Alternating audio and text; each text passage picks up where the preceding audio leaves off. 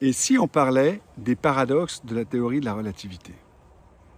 J'ai déjà fait une vidéo sur le paradoxe de Langevin, ou paradoxe des jumeaux. Vous savez, le jumeau qui se déplace à très haute vitesse vieillit moins vite que celui qui ne se déplace pas. C'est la base de l'histoire de la planète des singes.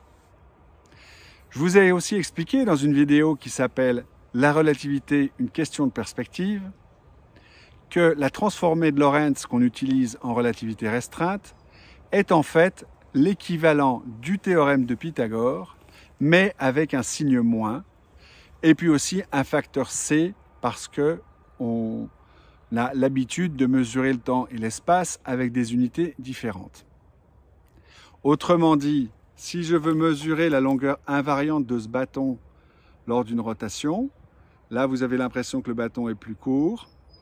Si je veux calculer la longueur invariante à partir des longueurs apparentes vues par deux personnes qui regardent selon des axes perpendiculaires, eh bien je vais avoir le carré de l'hypoténuse est égal à la somme du carré de cette longueur apparente et du carré de cette longueur apparente.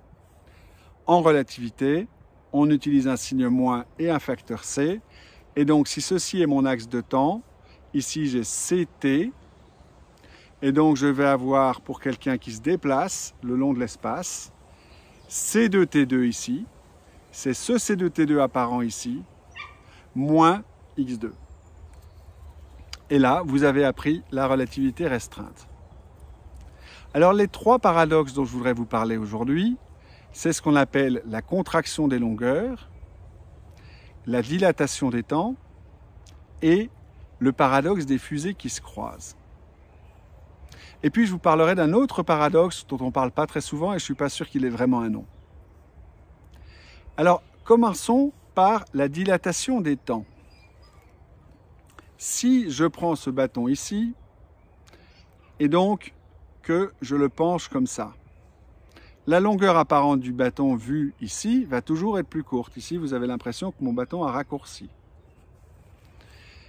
Et donc, ce raccourcissement apparent est dû au fait que nous nous déplaçons sur un cercle ici et qu'on a une somme de carrés qui doit rester constante. Si j'enlève quelque chose de positif, eh bien, je dois, pour garder la somme constante, je dois avoir quelque chose de plus petit. Si j'ai un signe moins, eh bien donc comme maintenant je pars de l'autre côté, la longueur apparente dans le temps va augmenter. Ça, c'est la dilatation des temps. Alors ce qui est très intéressant, c'est qu'il y a une variation de ce phénomène qui est quand deux fusées se croisent. Imaginez deux fusées et dans chaque fusée, j'ai mis une horloge qui bat la seconde. Tom, tom, tom, tom.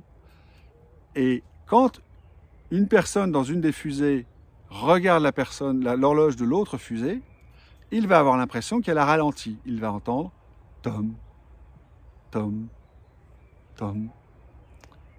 Mais ce qui est très étonnant, c'est que ce phénomène est complètement symétrique. Et ça, moi, quand j'étais en classe de terminale, puisqu'à l'époque, on enseignait la relativité en terminale, ça m'était incompréhensible. Je ne comprenais pas comment, si un temps était plus court que l'autre, comment est-ce que l'autre pouvait être plus court que le premier? Si vous ne raisonnez que dans une dimension, c'est incompréhensible. Et ça ne m'avait pas aidé à l'époque que mon prof de physique m'ait répondu « c'est les équations qu'ils disent ». Ça ne me suffisait pas comme explication. Juste en regardant des équations, j'arrivais à faire le calcul, mais je ne pouvais pas dire que je comprenais.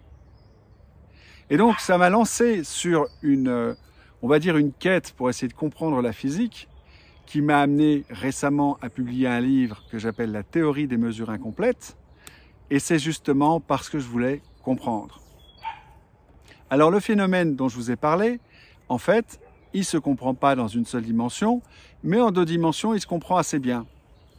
Si vous êtes dans une fusée comme ça, et que vous croisez une autre fusée qui a donc un mouvement le long de l'espace par rapport à vous, et donc le temps de l'autre fusée, il est comme ça, il est en biais. Si je compte une certaine longueur, elle va être raccourcie pour moi, et si donc je le fais dans l'espace-temps, si ceci c'est une distance dans le temps, et bien là ça va être rallongé. Toujours à cause de mon signe moins. Mais le phénomène est complètement symétrique. La personne de l'autre fusée qui regarde, il ne regarde pas comme ça, il regarde comme ça. Il regarde le long de son propre axe d'espace. Et donc lui aussi va voir, dans l'espace on va voir un raccourcissement, et dans le temps on va avoir l'impression que ça se rallonge. Alors vous avez peut-être entendu parler du phénomène de la contraction des longueurs. C'est un peu paradoxal qu'il y ait une contraction des longueurs et une dilatation des temps. Parce que ici, si je fais tourner mon système d'axes, normalement il se passe la même chose. Alors pourquoi est-ce qu'on parle de contraction des longueurs? Eh bien parce qu'en fait on regarde quelque chose de différent. On va regarder la longueur d'un solide.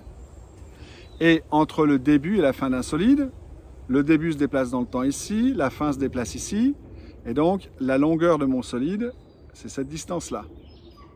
Si maintenant je fais tourner, donc je vais mesurer ma longueur ici. Et si je fais tourner, vous voyez que ça se rallonge. On le sait très bien avec ces jeux pour enfants où il faut faire rentrer des pièces dans des trous. Et pour pouvoir bien les faire rentrer, eh bien, il faut les faire rentrer bien droit. Si on essaie de rentrer en biais, ça coince. Donc dans l'espace classique, on a de ce point de vue-là une élongation des longueurs quand on rentre en biais.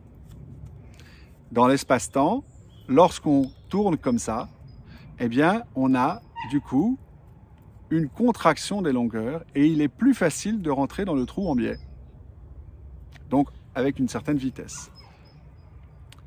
Enfin, je voudrais vous parler d'un dernier phénomène assez amusant, qui est qu'on peut utiliser des baskets comme machine à voyager dans le temps.